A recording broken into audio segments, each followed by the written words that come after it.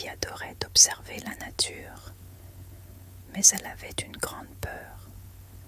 Elle n'osait jamais traverser le pont suspendu qui menait à la magnifique clairière des Lucioles.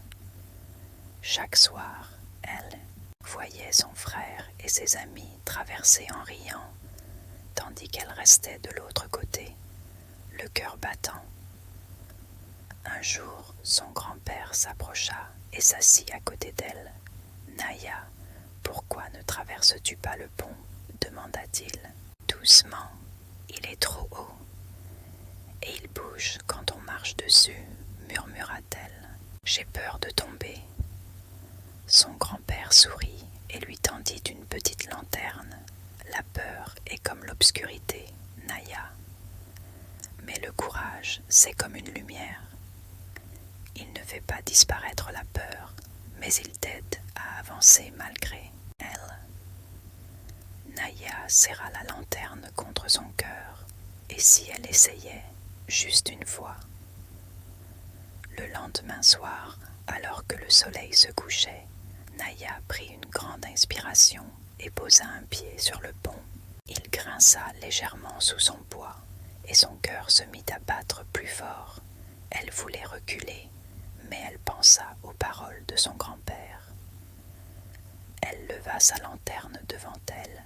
Sa lumière douce éclaira le bois du pont, et soudain, quelque chose d'incroyable se produisit.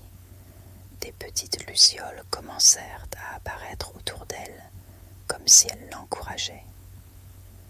Pas après pas, Naya avança, fixant la lueur rassurante de sa lanterne.